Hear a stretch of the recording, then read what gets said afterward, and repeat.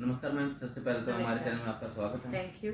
Ma'am, जिस तरह से आज नरेंद्र मोदी हमारे यहाँ गुड़गांव में आए हैं, आप उसको किस तरह से देखते हैं? जैसे द्वारका एक्सप्रेस का उद्घाटन करने के लिए आए। द्वारका एक्सप्रेस वे की हिस्ट्री अगर आप देखें तो मेरे ख्याल 25 साल पुरानी प्रोजेक्ट है, जो हर बार ये पोस्टपोन होके अब भी मुझे लगता है कि कंप्लीट तो नहीं होगी। And the cost has overrun some I think 400 time, जितना इनका ओरिजिनल था उसके 400 गुना हो गया है। और जो इन्होंने कम से कम कई हजार पेड़ काटे हैं, जो इन्होंने आज तक कॉम्पेंसेटरी फॉरेस्टेशन की बात करें तो एक पेड़ नहीं लगाया। जैसे सोना रोड के लिए भी जब उन्होंने 10,000 पेड़ काटे थे, ये प्रॉमिस किया था कि हम लोग 20,000 पेड़ लगाएंगे, और आज सोना रोड तो कंप्लीट होके तैयार हो गया, 10 साल ऊपर हो गए, लेकिन एक भी पेड़ जब हम आरटीआई लगाई तो पता चला कि हरियाणा सरकार कहती है कि हमारे पास पेड़ लगाने की जगह नहीं है। तो आपके पास पेड़ काटने की तो जगह है, पेड़ लगाने की जगह नहीं है। तो प्रधानमंत्री आज आए हैं उद्घाटन करने। वो कम से कम ये तो रोड नहीं बनी है, वो तो अहमदाबाद रेलवे स्टेशन का उद्घाटन ही 3 बार कर चुके हैं। वो उसी हर इलेक्शन में वहां जाके हरी घंटी फेर देते हैं। तो ये राजनीतिक वो क्या बोलते हैं इसको, बस खिलवाड़ हो रहा है।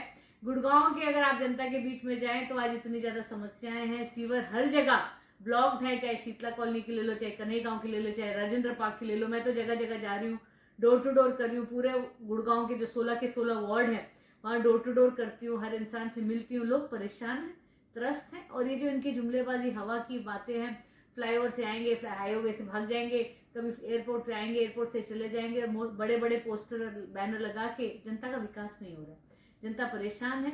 और गुड़गांव की बात करें तो यहाँ परिवार पहचान पत्र के नाम पे इतने लोगों के राशन कार्ड कट चुके हैं।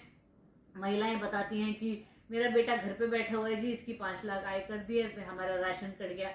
यहाँ पे महिलाएं आके मेरे क्लिनिक में रो चुकी हैं, कहे कि मेरे हस्बैंड का स्ट्रोक हो रखा था, 3 बेटियां हैं, मैं बर्तन मांज के मैं ये अपने बच्चों का पेट पाल रही हूँ, मेरा 12 साल से राशन आ रहा था, अब कट गया है। एक मुझे अशोक विहार में आदमी मिले जो 71 ईयर्स के हैं, उनकी वाइफ की देहांत हो गया है, 2 बेटियों की शादी हो गई, उनका परिवार पहचान पत्र नहीं बना। बोल रहे मैं अपने परिवार पहचान पत्र में किसका नाम डालू, किसका नाम डालू का क्या मतलब है? क्या सिंगल आदमी का परिवार पहचान पत्र नहीं बन सकता?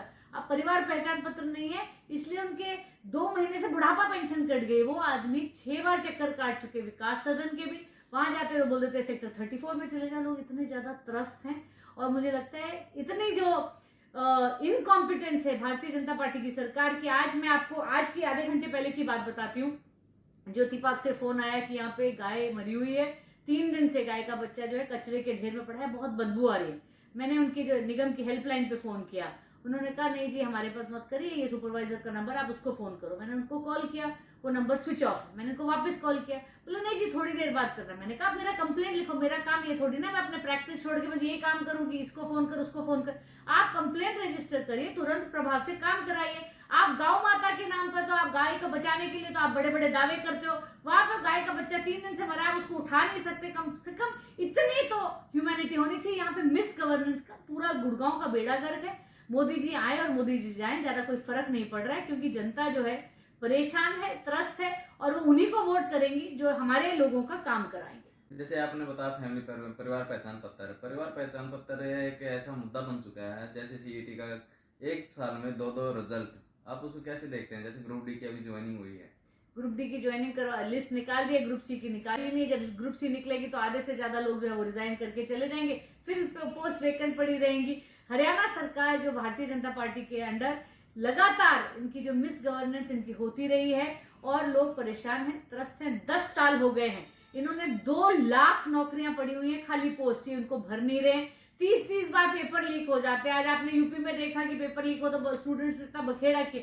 यहाँ हरियाणा में तो रोज ही पेपर लीक हो रहे हैं। बच्चों की एज निकल जाती है, 35 ऊपर हो जाते हैं, इनके पर्चे निकलते नहीं है। मैं किसी को जानती हूँ प्राइमरी टीचर का, उन्होंने कम से कम 8 साल पहले उनकी पोस्ट निकल के चिट्ठी मिल गई थी, आज उनकी ज्वाइनिंग नहीं हुई, क्योंकि कोई ना कोई केस चलता रह रहा है। आज हरियाणा में 71,000 पोस्ट वेकेंट है टीचर्स की, जो सिर्फ स्कूलों की 71,000 पोस्ट वेकेंट है। बच्चों को शिक्षा नहीं मिल रही, नौजवानों को नौकरी नहीं मिल रही। ये बोल रहे हैं जी सबका साथ सबका विकास। विकास किसी का नहीं हो रहा, विकास सिर्फ इनके दोस्तों का हो रहा है। जो पहले करोड़पति थे आज अरबपति बन गए हैं, एक अपनी शादी के फंक्शन में 1000 करोड़ खर्च देते हैं, और जो गरीब आदमी है वो खून के आंसू रो रहा है। एलपीजी सिलेंडर बेचारी 400 रुपए का खरीदती थी, ले दिया 1200 का कर दिया। चुनाव आए तो वही इतने साल से इन्होंने कम नहीं किया, चुनाव आए तो 100 रुपए कम कर दिया, 2 महीने बाद जैसे चुनाव खत्म हो उनको अगर ये सरकार वापस बनाते तो बढ़ा देंगे। तो ये लोगों के साथ इतनी झूठ और फरेब हो रहा है, लोगों को परेशान करने के, उनको घुमाने फिराने के, मुद्दों से भटकाने का काम हो रहा है।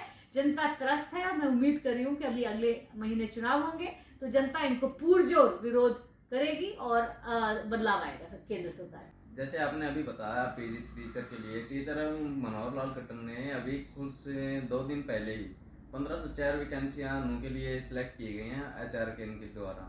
आप उनको कैसे देखते हैं? चुनावी मुद्दा है या फिर क्या है? ऑब्वियसली चुनावी मुद्दा अगर करना होता तो पहले करके रखते हैं। अब आपको चुनाव आ रहे हैं तो सर पे तो आप 100 रुपए एलपीजी पे भी कम कर देंगे, आप 500 टीचरों को भी चिट्ठी दे देंगे, उसके बाद उस पर भी स्टे लग जाएगी। तो ये जब 2 लाख नौकरियां इनको भरनी है तो 2 लाख की 2 लाख भरो। अगर इनमें हिम्मत है तो 2 लाख की 2 लाख नौकरियां 1 महीने के अंदर भर के दिखाओ, करो उनको पोस्ट पूरी, तब तो लोग आपको वोट करेंगे। आप 2 लाख में से 500 का करेंगे, उसके बाद भी उनको उल्टा फुल्टा करते रहेंगे। तो मुझे लगता है कि जनता जो है इतनी बेवकूफ नहीं है, जनता त्रस्त है और उनको ये पता है कि ये वाला जो वोट है अगले 5 साल उनके जीवन पर असर करेगा।